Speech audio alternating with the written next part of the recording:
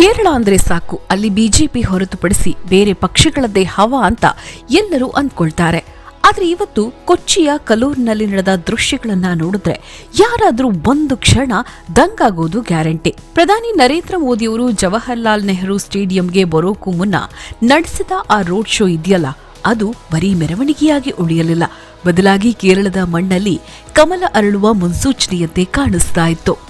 ಸುಮಾರು 10,000 ಕೋಟಿಗೂ ಅಧಿಕ ಮೊತ್ತದ ಅಭಿವೃದ್ಧಿ ಕೆಲಸಗಳಿಗೆ ಚಾಲನೆ ನೀಡೋಕೆ ಬಂದಿದ್ದ ಮೋದಿಯವರನ್ನ ಸ್ವಾಗತಿಸೋಕೆ ಜನಸಾಗರವೇ ಹರಿದು ಬಂದಿತ್ತು. ರಸ್ತೆಯ ಎರಡೂ ಬದಿಯಲ್ಲೂ ಕಿಕ್ಕಿರಿದು ತುಂಬಿದ್ದ ಜನಸಂದಣಿ, ಕೈಯಲ್ಲಿ ಹೂವು ಹಿಡಿದು ಕಾದು ಕುಳಿತಿದ್ದ ಕಾರ್ಯಕರ್ತರು, ಮೋದಿ ಮೇಲೆ ಪುಷ್ಪವೃಷ್ಟಿಯನ್ನ ಮಾಡ್ತಾ ಇರೋದನ್ನ ನೋಡಿದ್ರೆ ಅಲ್ಲಿನ ರಾಜಕೀಯ ಲೆಕ್ಕಾಚಾರಗಳೇ ಉಲ್ಟಾ ಹೊಡೆಯುವ ಹಾಗಿತ್ತು.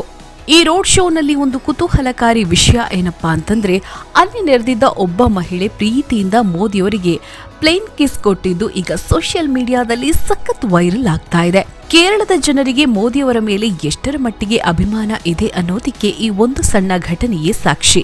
ಬಿಜೆಪಿ ಅಷ್ಟಾಗಿ ಬೇರು ಬಿಡದ ಜಾಗದಲ್ಲೂ ಇಷ್ಟೊಂದು ಜನಸ್ತೋಮ ಸೇರುವುದನ್ನ ಕಂಡು ವಿರೋಧ ಪಕ್ಷದ ನಾಯಕರಿಗಂತೂ ಒಂದು ರೀತಿಯ ನಡುಕ ಶುರುವಾಗಿದೆ ಅಂತಾನೆ ಹೇಳಬಹುದು.